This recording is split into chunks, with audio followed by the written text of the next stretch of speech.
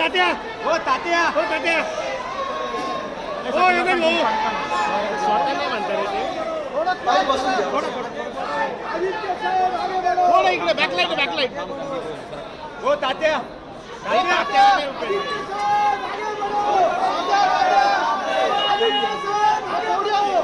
बोलू का या पोडियम क्रॉस करा ना ओके नाही इकडे कॅमेरा वेळ दुपारची झालेली आहे.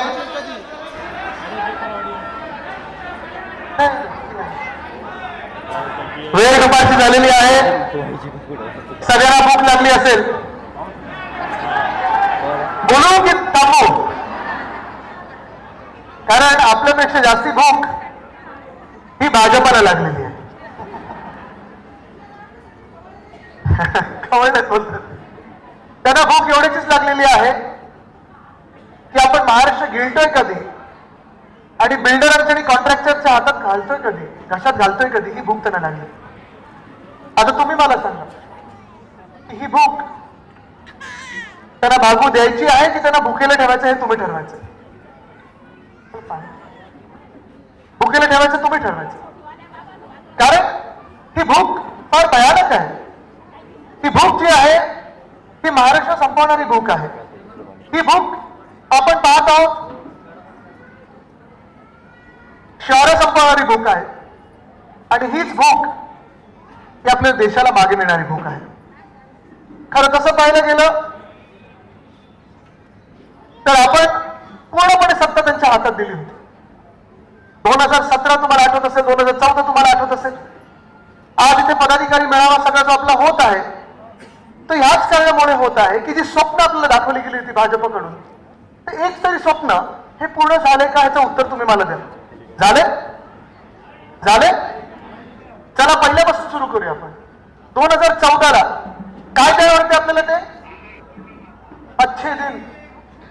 अच्छे दिन येणार आहेत असं सांगितलं होतं ना. 2014 पासून आतापर्यंत किती वर्ष झाली? 11 वर्ष झाली, 12 वर्ष झाली. 12 वर्ष बहुमताचं ज्यांचं सरकार आहे, दिल्लीत सरकार आहे, महाराष्ट्रात सरकार आहे. तुम्ही मला सांगा या महाराष्ट्रासाठी असेल किंवा या देशासाठी असेल चांगले दिवस आलेत का? आलेत? तुम्ही मला एक तरी चांगली गोष्ट सांगा ना. जर आपण संपूर्ण महाराष्ट्राचा विचार केला किंवा देशाचा विचार केला तर जे आपल्याला सांगितलं गेलं होतं की अच्छे दिन मध्ये काय काय होणार आहे, अच्छे दिन आने वाले मध्ये काय काय होणार आहे, सुरुवातच करायची झाली तर 2 कोटी तरुणांना रोजगार मिळणार होता. 20 लाखाला तरी मिळालाय का?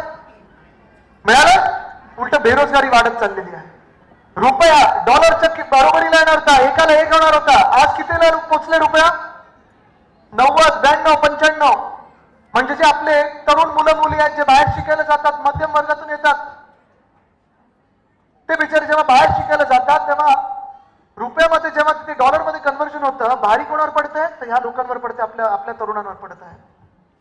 आज साधी गोष्ट तुम्ही मला सांगा ना, महिलांचा सन्मान जो होणार होता, महिलांना जे सुरक्षा देणार होते, महिलांना नोकऱ्या देणार होते, आज तुम्ही मला सांगा या देशामध्ये आपल्या तुम्हाला तरी वाटते का महिला सुरक्षित आहेत?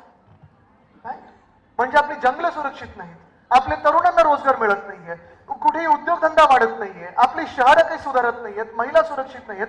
अशा सगळ्या परिस्थितीमध्ये आज जर तुमच्या दारी कोणी भाजपवाले आले तर तुम्ही त्यांना सांगा, दादांनो तुमचं 12 वर्ष या देशात बहुमताचं सरकार आहे, तुम्ही एक काहीतरी गोष्ट सांगा जी चांगली केली आहे, मी तुम्हाला मत द्यायला तयार आहे. एक सुद्धा तयार नाही, काही तयार नाही.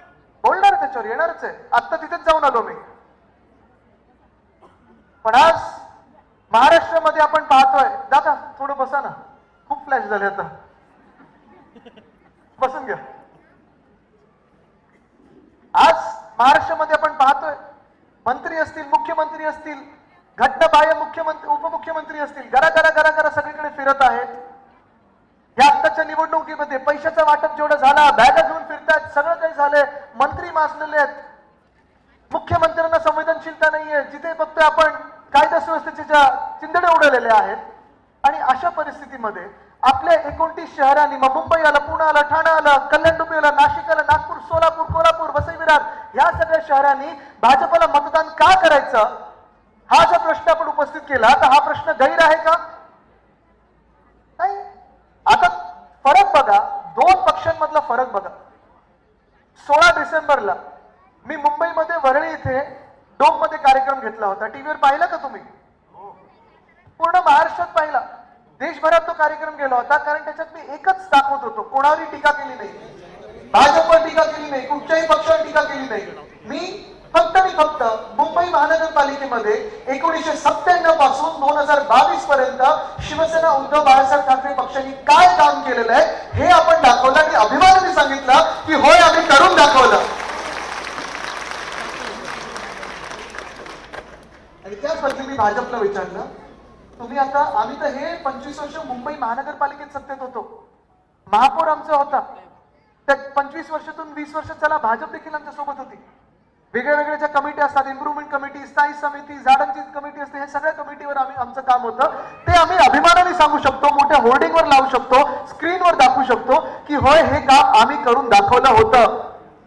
आणि मग आता मी मुख्यमंत्र्यांना सांगतोय की मुख्यमंत्री महोदय, तुम्ही स्वतः आता महाराष्ट्रात 6 वर्ष मुख्यमंत्री आहात, जवळपास बहुमतातच तुमचं सरकार आहे, केंद्रात तुमचं सरकार आहे, प्रधानमंत्री तुमचे आहेत, रक्षा मंत्री तुमचे आहेत, गृहमंत्री तुमचे आहेत, सगळं तुमचं असताना तुम्ही मला एक तरी स्वतःने केलेलं काम दाखवा की होय आम्ही हे करून दाखवलं.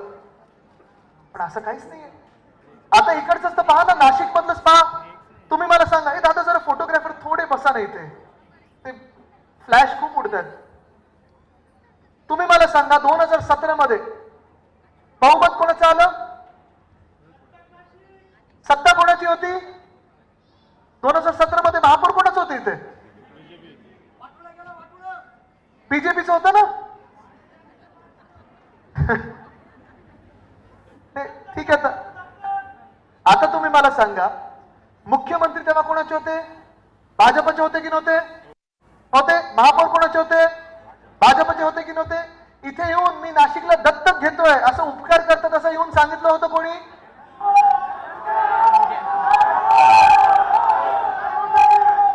मग 2017 पासून आतापर्यंत जवळपास 9 वर्ष होतील आता या 2026 मध्ये. तुम्ही मला सांगा, नाशिकचं चित्र हे बदललंय की बिघडलंय? मी चुकीचं बोलत असेल तर मला तुम्ही करेक्ट करू शकता. सांगा आदित्य, तुम्ही चुकीचं बोलताय.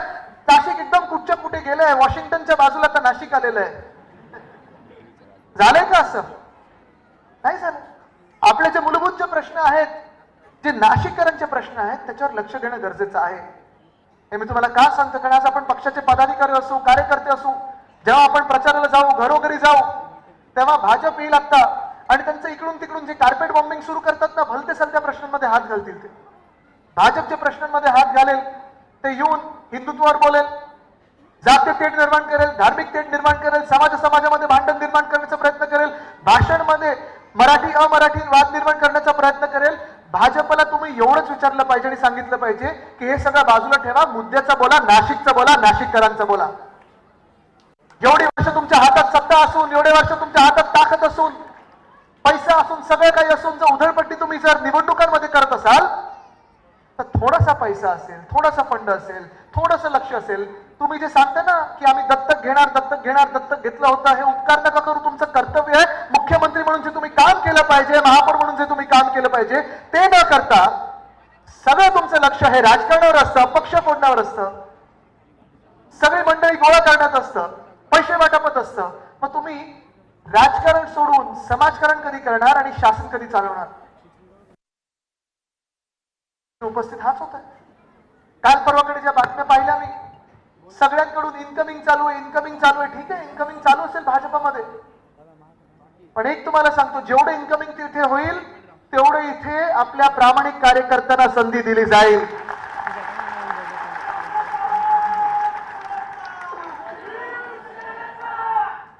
मी हे नेहमी सांगतो, जेव्हा तन मन धनची लढाई असते, धन त्यांच्याकडे आहे पण तन आणि मन आमच्याकडे, आणि तर मनसे पण आमच्या सोबत आलेले आहे. म्हणजे दिलसे आणि मनसे दोन्ही एकत्र काम करणार आहोत. मला वाटतं इथे सोबत आपल्या काँग्रेस एनसीपी पण कम्युनिस्ट आलेलेच आहेत. म्हणजे तुम्ही बघा, एका बाजूला सगळे आपण नाशिककर म्हणून एकत्र आलेलो आहे. आपली जी काही छोटे मोठे वाद असतील, भांडण असतील, हे सगळं बाजूला ठेवून आपण महाराष्ट्रासाठी एकत्र आलोय, नाशिकसाठी एकत्र आलेलो आहे. आणि दुसऱ्या बाजूला सत्तेची भूक लागलेली आहे, तळमळ चालू आहे, मळमळ चालू आहे, म्हणून भाजप एका बाजूला, सगळे इकडचे तिकडचे सगळे जे काही डागी लोक आहेत, भ्रष्टाचारी लोक आहेत, त्यांना घेण्याला मागे लागलेले आहेत. Washing machine, washing powder Nirma. पण आज तुम्ही उत्तर द्यायचं, नाशिकने उत्तर द्यायचंय की तुम्हाला कुठचे लोक मान्य आहेत. एका बाजूला आपण सगळे प्रामाणिक लोक या मंचावर बसले, तुमच्यामध्ये सगळे प्रामाणिक लोक आहेत. कदाचित उद्याचे महापौर इथून येऊ शकतात, समोरून येऊ शकतात. म्हणजे असं नाही की इथून नाही येऊ शकत, नाही तर लगेच तुम्ही हे सगळे फोन करतील साहेबांना की आमचं तिकीट कापलं, मी तिकीट देत नाही, ते साहेब करतात. पण हे सगळं होत असताना दुसऱ्या बाजूला जे डागी लोक आहेत त्यांनी देखील उत्तर द्यायचं आहे. आणि आज खास करून या मीडियाच्या माध्यमातून मी भाजपला प्रश्न विचारणार आहे, संघाला प्रश्न विचारणार आहे की जे 25 वर्ष जेव्हा आपण विरोधी पक्षात होतो, जेव्हा आपण लढा देत होतो, 15 वर्ष म्हणजे 99 पासून 2014 पर्यंत जो आपण लढा दिला, लाट्याकाट्या खाल्ल्या, आंदोलनं केली, ज्यांच्या विरुद्ध केली, त्यांच्यातले सगळे भ्रष्टाचारी लोक तुम्ही तिथे घेतले. म्हणजे सगळे भ्रष्टाचार जे बरबटलेले पक्ष होते त्यांना स्वच्छ केलं तुम्ही. ज्यांच्यावर आरोप झाले होते, जे आरोप सिद्ध झालेत त्यांना तुम्ही तुमच्या पक्षात घेतायत. जे खोटे नाते आरोप होते ते अजूनही स्वच्छ म्हणून आमच्या सोबत आहेत. मग भाजपच्या कार्यकर्त्यांना विचारतोय, मी संघाच्या कार्यकर्त्यांना विचारतोय, तुम्ही ह्याच्यासाठी लढला होतात का? आज भाजपामध्ये हे सगळीकडे होते, मुंबईत असेल, पुण्यात असेल, नाशिकमध्ये असेल, ठाण्यात असेल, जिथे जिथे इन्कमिंग झालेला आहे, तुम्ही साधा प्रश्न त्यांच्या स्थानिक आमदार किंवा खासदारांना विचारा की तुम्हाला विचारून येणं घेतलं का पक्षामध्ये? बरं, त्यांच्यासाठी जे लढत होते, त्यांचे जे कार्यकर्ते होते, जर हेच सगळे डागी लोक तुमच्यामध्ये घेतले तर ह्या कार्यकर्त्यांना, तुमच्या कार्यकर्त्यांना कधी तिकीट मिळणार आहेत? हा प्रश्न राहतो. आज प्रश्न करण्याचे, उपस्थित करण्याचे खूप आहेत. पण आज जो तपोवनचा तुम्ही विषय घेतलेला आहे, तो तपोवनचा देखील विषय आहे. आता तिथेच थोडी धूळ आत गेली कशा.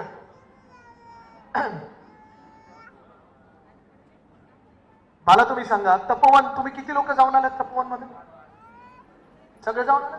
सुंदर जागा आहे. म्हणजे मी आता पहिल्यांदा तिथे पाऊल ठेवलं आणि पहिल्यांदा पाऊल ठेवत असताना मला वाटलं हा कुठे आलो, चांगलं झालं. मी त्यांना विचारणार होतो आपण मेळावा वगैरे उद्या परवाकडे घेऊ शकतो का, आज एक दिवस इथेच बसूया. तपश्चर्याचं वन, पंचवटीत तपश्चर्याचं वन, प्रभू श्री रामाच्या पावन पदस्पर्श झालेली ही भूमी. आणि अशा भूमीत प्रभू श्री रामाचं जिथे वास्तव्य राहिलेलं आहे, हे पंचवटी कापण्याचं काम कोण करू शकतं? कोण करू शकतं? राक्षस करू शकतात, रावण करू शकतात, पण प्रभू श्री रामाचे भक्त नाही करू शकत.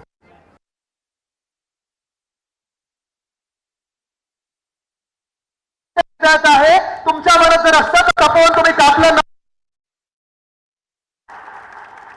जे तपोवन कापून तुम्ही साधू ग्राम बनवायला निघालेला आहात, तुम्ही मला सांगा, हे साधू, संत साधू, महापुरुष, महंत जेव्हा येतात तेव्हा त्यांची तपश्चर्या कुठे होते? जंगलात होते, वनात होते, 5 स्टार मध्ये होते? नाही. पण हे भाजपवाले खोटे बोलत आहेत.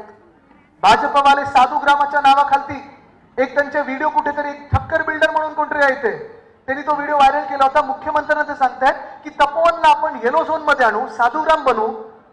म्हणजे येलो झोन मध्ये, म्हणजे ग्रीन झोन, झाडं आहेत, वन कापून तिथे तुम्ही आता साधूग्राम बांधा.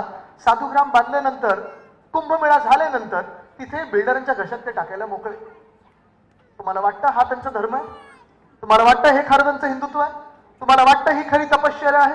अहो, खरी तपश्चर्या म्हणजे तिथे आता तपोवन बनवलेलं आहे, ते तपोवनाला फॉरेस्टचा दर्जा देऊन, जंगलाचा दर्जा देऊन, खरोखर जे साधू महंत असतील त्यांना खरोखर तिथे चांगली तपश्चर्या करू देण्यासाठी आणि पंचवटी तशीची तशी चांगली ठेवण्यासाठी जी तपश्चर्या होईल, जी राजकीय तपश्चर्या होईल, त्याला खरं हिंदुत्व मानू शकू. हे भाजपचं जे आहे ते चुनावी हिंदुत्व आहे, खोटं हिंदुत्व आहे. आणि भाजप जी आहे ते रामराज्य नाही, रावण राज्य आणू इच्छिते, म्हणून हे सगळं चाललेलं आहे. कारण आज जे काही चाललंय ते देशभरात भयानक चाललंय चित्र. अरावलीमध्ये जो मी पाहताय, डोंगर कापायला निघालेत, मायनिंग करायला निघालेत, तपोवन इथे नष्ट करायला निघालेत, नाशिकमध्ये, नागपूरमध्ये अजनीवन तोडायला निघालेले आहेत. एका बाजूला हे सगळं आहे, भारतीय जनता पक्ष नाही तर बिल्डर जनता पार्टी म्हणून ते एकत्र आलेले आहेत. आपण सगळे नाशिककर म्हणून एकत्र आलेलो आहे. तुम्ही ठरवायचंय जिंकवायचं कोणाला आहे.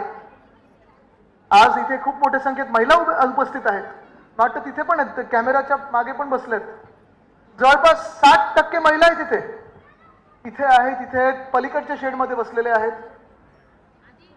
आज तुम्हाला विचारते मी महिला म्हणून जे काही चाललेलं आहे, जे शहराचं विद्रुपीकरण चाललेलं आहे, महिला म्हणून जे शहरात गुन्हेगारी वाढत चाललेली आहे. जे शहरात तुम्ही पाहताय रस्त्यांवर खड्डे की खड्ड्यात रस्ते, फुटपाथ कुठेही नाहीये, धूळ जी वाढत चाललेली आहे.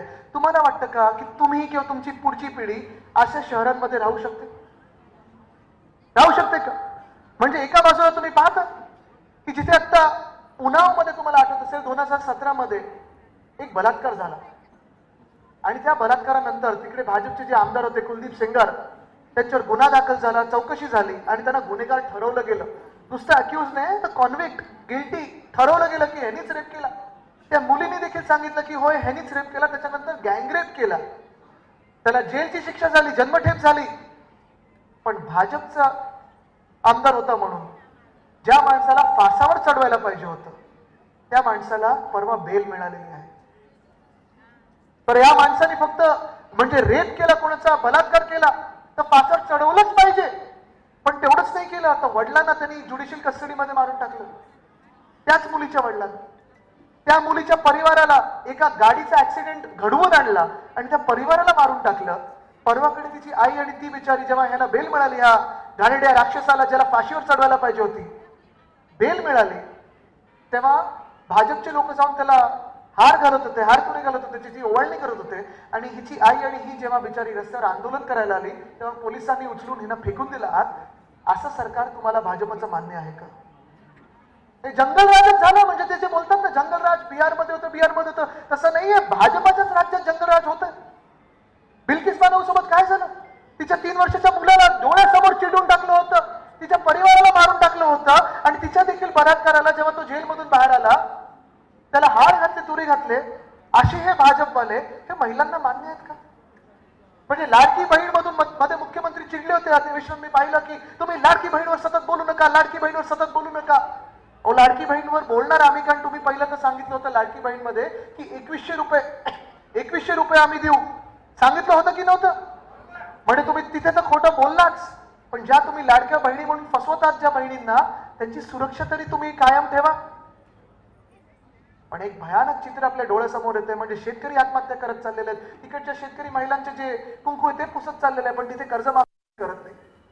महिलांवर जे बलात्कार होतात, महिलांवर जे अत्याचार होतात त्याच्यावर तुम्ही बोलायला काही तयार नाही. गुन्हेगारी वाढत चाललेली आहे, तिथे बोलायला तयार नाही. मला वाटतं 1-1.5 वर्षापूर्वी नाशिकमध्ये किती खून झाले होते? 42 खून झाले होते.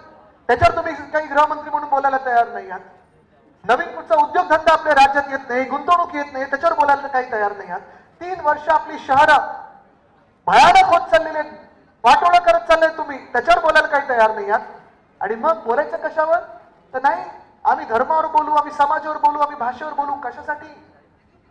तुम्हाला जर बोलायचं असेल तर मुद्द्यावर बोला आणि धर्मावरच बोलायचं असेल, तुम्हाला धर्मावरच भाजपा म्हणून बोलायचं असेल तर तुम्ही आम्हाला एक उत्तर द्या की पालघरमध्ये जे साधू हत्याकांड झालं होतं त्याच्यातला जो प्रमुख आरोपी होता त्याला तुम्ही भाजपात का प्रवेश दिला, ह्याचं पहिलं उत्तर द्या आणि मग हिंदुत्वावर बोलायला समोर या. तुम्हाला आठवत असेल ते पालघर हत्याकांड जेव्हा झालं, ते 2 साधूंना जेव्हा मारलं गेलं, तिथे केवढं काय रान पेटवलं होतं भाजपने. जणू काही महाराष्ट्रात 2 साधूंच्या विरुद्ध उभा आहे, आपण सगळे 2 साधूंच्या विरुद्ध उभे आहोत. बरोबर निवडणुकीची जेव्हा वेळ आली, आता ही जिल्हा परिषद नाही नगरपालिकेची निवडणूक होती, तेव्हा त्याच प्रमुख आरोपीला, ज्यांनी साधू हत्याकांडात प्रमुख आरोपी आहे त्यांनी प्रवेश दिला होता.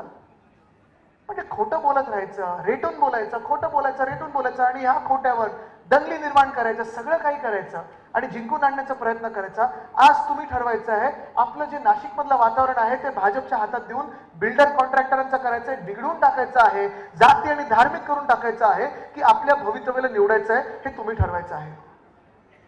हा निर्णय तुमचा असणार आहे.